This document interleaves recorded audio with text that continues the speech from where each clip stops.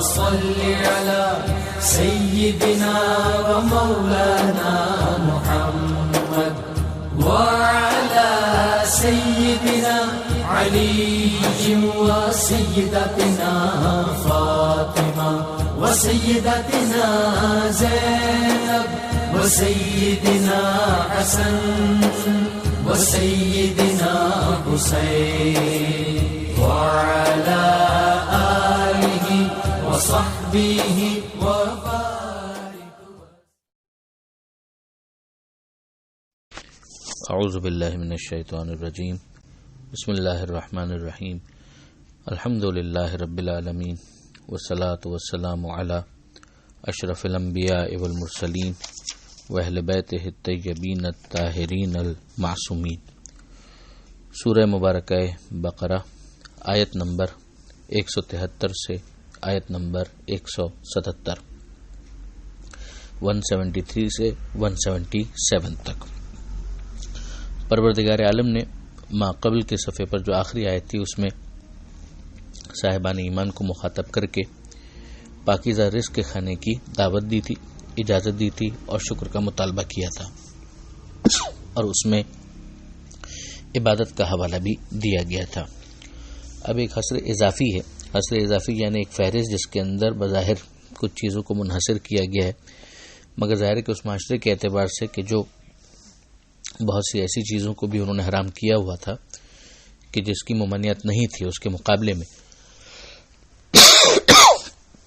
ایک فہرست دی جا رہی ہے کہ جس میں بہت سی پیش آنے والی ان چیزوں کو بیان کیا جا رہا ہے کہ جو خدا کی طرف سے حرام کی گئی. ان میں پہلی چیز ہے میتہ.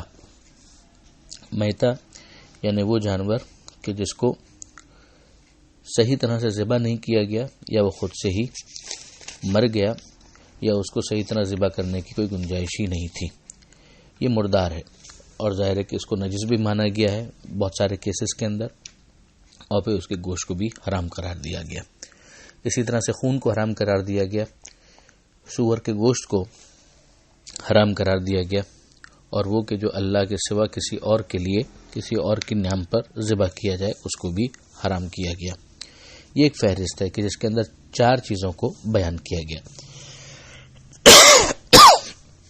پھر اس کے بعد استرار کا ذکر ہے، یعنی اگر کوئی ایسی عسر و حرج والی اور مشکل کیفیت آ جائے کہ جہاں پر انسان کی زندگی بچانے کا دار و مدار ایسی ہی کسی غذا کے استعمال میں منحصر ہو جائے تو پھر اس کی اجازت دی گئی، اور اس میں 2 شرطوں کو رکھا گیا کہ اگر وہ خود اس کا خواہش مند نہ ہو، یعنی وہ خود بھی اس کو ایک بہت ہی مجبوری والا معاملہ سمجھ رہا ہو، اس کے دل میں رغبت نہ ہو، اور وہ حد سے آگے نہ بڑھے، یعنی جتنا کھانا اس کی زندگی بچانے کے لیے ضروری ہو بس اتنا ہی وہ استفادہ کرے. تو یہ اسلام کا ایک بیلنس ہے کہ اس کی صورت میں کہا گیا کہ پھر اس کے اوپر کوئی گناہ نہیں ہے، اور یقیناً اللہ غفور ہے اور اللہ رحیم ہے. اس میں اگر فہرست میں دیکھیں آپ تو بعض چیزیں ممکن ہے کہ طبی نقطہ نظر سے بھی بہت زیادہ انسان کے لیے مضر ہوں، جیسے مردار ہے، خون ہے، سور کا گوشت ہے.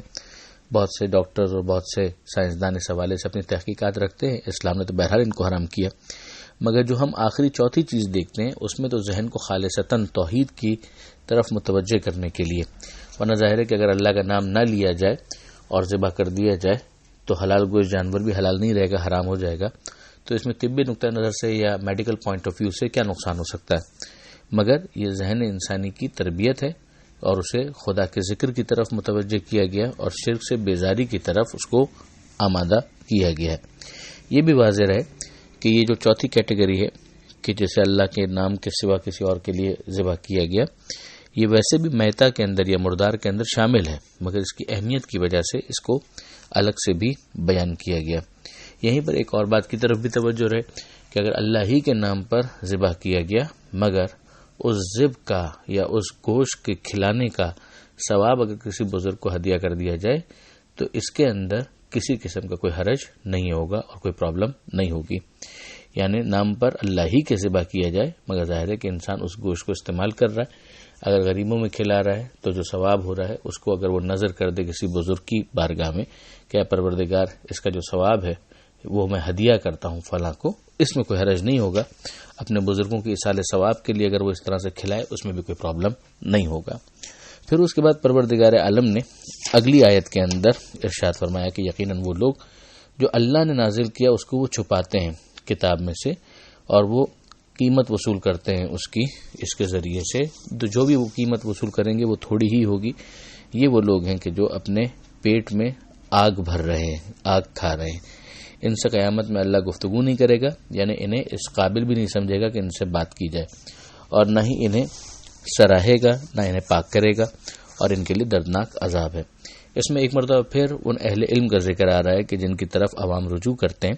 جب وہ خود کتاب تک ایکسیس نہیں رکھتے تو وہ ایسے ہی افراد کی طرف رجوع کرنے پر مجبور ہوتے ہیں، اور پھر وہ افراد اگر اپنے علم کا مس یوز کریں اور جو حقائق خدا نے کتاب میں نازل کیے ہیں ان کو نہ بتائیں اور چھپائیں اور کتمان کا مظاہرہ کریں، تو پھر پروردگار عالم نے ان کے اس سودے کو ایک باطل سودا، ایک گھاٹے کا سودا قرار دیا، اور ان کے لیے یہ 4 عذاب اور 4 اس کی سزائیں بیان کی. پھر مزید تبصرہ کرتے ہوئے کہا کہ یہ لوگ وہ ہیں کہ جنہوں نے ہدایت کو چھوڑ کر گمراہی کو خرید لیا اور مغفرت کو چھوڑ کر عذاب کو خرید لیا. اور پھر ایک طنزیہ انداز ہے جو قرآن کا ایک بلیغ طنزیہ انداز ہے کہ یہ کتنا زیادہ صبر کرنے والے ہیں، کتنی برداشت کی تاب رکھنے والے ہیں جہنم کی آگ پر. یعنی بظاہر دیکھیں تو دنیا کے اندر ہمیں دین والے اور دیندار طبقہ جو ہے وہ زحمت میں نظر آتا ہے، مگر ظاہر ہے کہ دنیا کی زحمتیں جتنی بھی ہوں بالآخر ختم ہونے والی ہیں.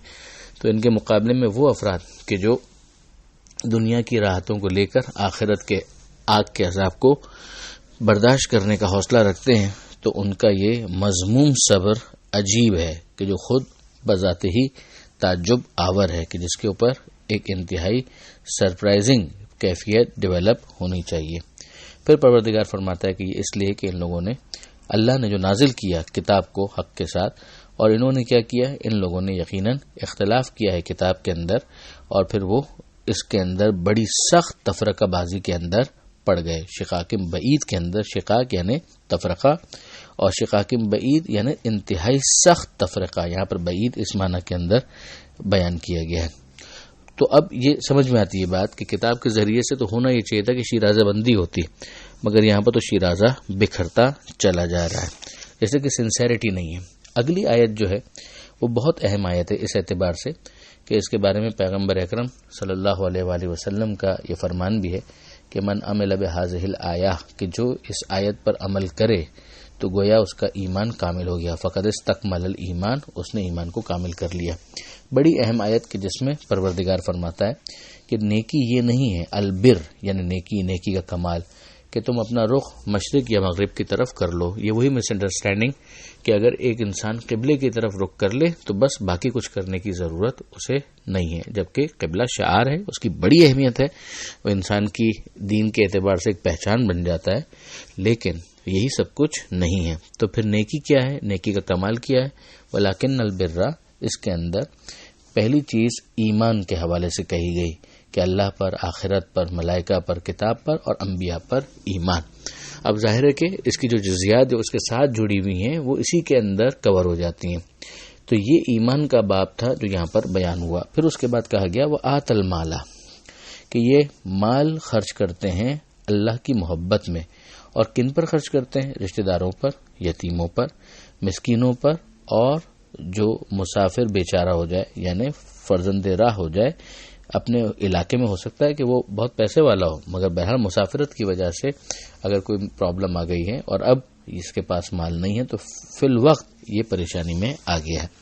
وسائلین، اور سوال کرنے والوں پر. اب مساکین تو ظاہر ہے کہ وہ افراد جو غریب ہیں، فقیر ہیں، پریشان ہیں، مگر وہ ہاتھ نہیں پھیلا رہے، اور سائلین وہ ہو جائیں گے کہ جو ہاتھ بھی پھیلا رہے ہیں. وفر رقاب، اور غلاموں کی بابت، غلاموں کے معاملے میں بھی یہ خرچ کرتے ہیں. تب آپ نوٹ کریں کہ پہلا شعبہ ایمان کا تھا اور اس کی کچھ شاخیں بیان کی گئیں. پھر اس کے بعد دوسرا شعبہ مال کے خرچ کرنے کا تھا اور اس میں بتایا گیا کہ کہاں کہاں یہ مال خرچ کرتے ہیں. پھر اس کے بعد کہا گیا وہ اقام الصلاۃ و آت الزکاۃ، کہ یہ نماز قائم کرتے ہیں اور زکوٰۃ ادا کرتے ہیں. یعنی اب زکوٰۃ واجب کو الگ سے بیان کر دیا گیا، اور اس سے پہلے جو چیزیں مال کے حوالے سے آئی ہیں ان کو پھر اس سے ہٹ کر ماننا پڑے گا. اور نماز قائم کرنے کا جو معاملہ ہے اس کے اندر کہ صرف یہ نماز پڑھ نہیں لیتے بلکہ ماحول کو نمازی بناتے ہیں. اگر کوئی ادارہ ہے تو ادارے کے اندر نماز کا اہتمام کرتے ہیں، نماز جماعت کا اہتمام کرتے ہیں، اس کے لیے یہ اپنے وسائل کو استعمال کرتے ہیں، لوگوں کو کنونس کرتے ہیں کہ وہ آئیں اور مسجد کو آباد کریں، یہ سب کا سب اقامہ صلاۃ کے اندر آئے گا۔ پھر نماز کو بھی اس طرح سے پڑھنا جو اس کی شرائط ہے ان کا خیال رکھتے ہوئے یہ بھی نماز قائم کرنے میں آئے گا۔ تو نماز قائم کرتے ہیں، زکوٰۃ ادا کرتے ہیں، اور پھر اپنے وعدوں کو جب وہ وعدے کرتے ہیں تو ان وعدوں کو پورا کرتے ہیں۔ حقوق الناس کے حوالے سے بھی کئی شعبے اس کے اندر ہمیں نظر آتے ہیں۔ پھر اس کے بعد کہا جا رہا ہے والصابرین، یہ صبر کرنے والے ہیں، یعنی اپنے نفس کو اس طرح سے انہوں نے ٹرین کیا ہوا ہے کہ وہ اب صبر کی صفت سے متصف ہو چکے ہیں، ان کے اندر صبر ہے اور صبر کرنے والوں میں شامل ہیں۔ خاص طور پر یہ صبر کا مظاہرہ کہاں کہاں کرتے ہیں؟ فقر و فاقے کے اندر، بیماری میں، اور اگر میدان جنگ کا موقع آ جائے تو وہاں پر بھی یہ صبر کا مظاہرہ کرتے ہیں اور ثابت قدم رہتے ہیں، فرار اختیار نہیں کرتے۔ یہ ہیں وہ لوگ جنہوں نے سچ کہا، جو سچے ہیں، یعنی صرف دعوے دار نہیں ایمان کے، واقعاً یہ سچے ہیں، اور یہی وہ لوگ ہیں جو متقین ہیں۔ تو یہاں پر ان کو دونوں صفات سے پروردگار عالم نے سند دی کہ یہ سچے بھی ہیں اور یہ صاحبان تقوی بھی ہیں۔ یہاں پر یہ بہت اہم آیت نمبر 177 جس میں ایک چیک لسٹ دے دی گئی ہے، ایک مرتبہ پھر الگ انداز سے وہ یہاں پر مکمل ہوتی ہے۔ پروردگار عالم سے دعا ہے قرآن مجید سمجھنے اور اس پر عمل کرنے کی توفیق عطا فرمائے، اور وارث قرآن امام زمانہ کے ظہور میں تعجیل فرمائے۔ وآخر دعوانا ان الحمدللہ رب العالمین، والسلام علیکم ورحمۃ اللہ وبرکاتہ۔